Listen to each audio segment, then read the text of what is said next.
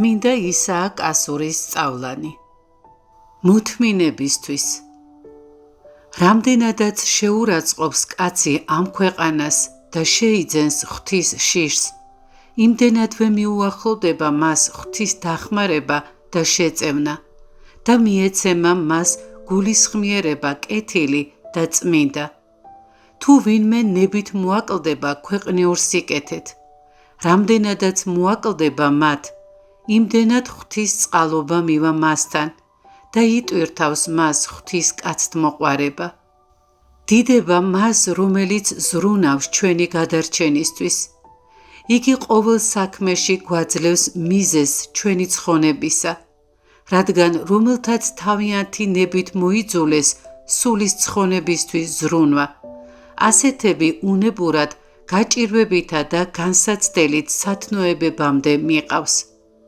რადგან გლახაკი ლაზარე თავისი ნებით კი არ იყო მოკლებული ამ ქვეყნიურ ნუგეშს, როცა მთელი მისი სხეული წყლულებმა დაფარა და ორი ერთმანეთზე უბოროტესი ჭირი დაატყდა მას თავს, სიღარიბე და უძლურება, ბოლოს კი მიიღო პატივი აბრაამის სამყოფელში.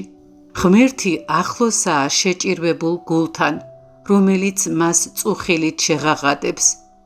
გინდა დაგვაკლოს ქვეყნიური სახმარი, გინდა სხვა რაიმე გასაჭირით შეგვაწუხოს, ყველაფერს უშვებს ჩვენი უკეთესობისთვის, რამდენის დათმენად შეგვიძლია. იგი ყველაფერს აკეთებს ჩვენი მოწყალებისთვის და როგორც კეთილმკურნალს სურს ჩვენი განკურნება. მართალია ჩვენს სხეულს იგი ამყოფებს გასაჭირში, მაგრამ დიდად მოწყალეა ჩვენი სულების გადარჩენის საქმეში. როცა ვართ გასაჭირში, ჩვენი გაჭირვების მხნედ დათმენის მიხედვით მოდის ჩვენთან დიდი წყალობა. ხოლო როცა ქრისტეს ეს სურვილი ასე არ მოგიცავს შენ, არამედ ცდილობ, რომ ყოველგვარ ქვეყნიურ გასაჭირში არაფერი გევნოს და გაჭირვებიდან გამომავალი სიხარულიც არ შეგეხოს, მაშინ იცოდე, რომ ეს ქვეყანა ქრისტეზე მეტად ცოცხლობს შენში. როცა უძლურება, ცხოვრებისეული ნაკლოვანებები ან რაიმე შიში გასაჭირისა აშფოთებს შენს გონებას, შენი სიხარულისა და წმინდა და საღვთო საზრუნავის გამო, მაშინ იცოდე, რომ ხორცი ჯერ კიდევ ცოცხლობს შენში და არა ქრისტე, რადგან რისი სურვილიც უფრო მეტი იქნება შენში, იგი არსებობს შენში.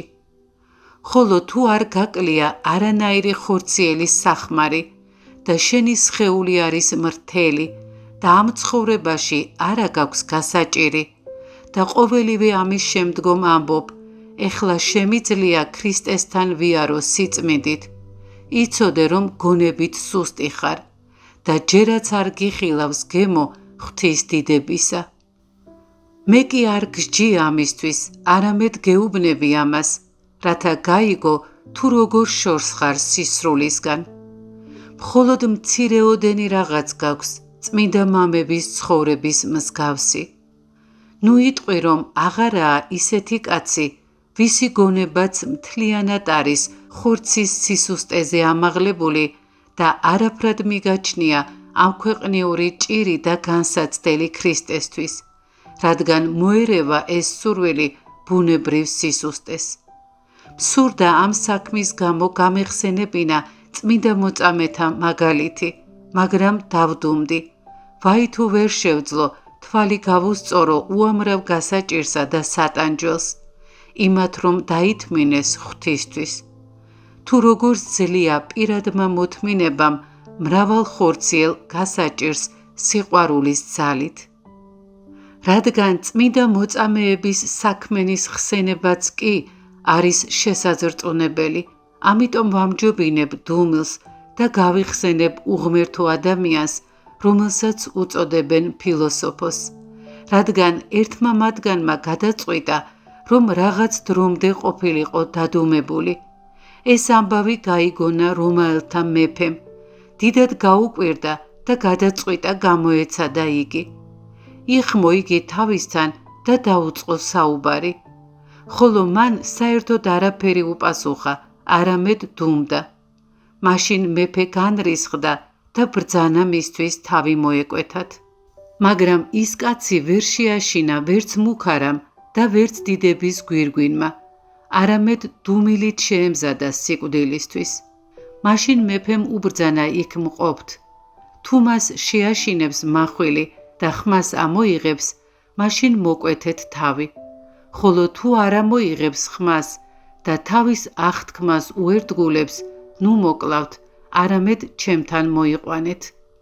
წაიყვანეს იგი და მიიყვანეს იმ ადგილას, სადაც უნდა მოეკვეთათ თავი.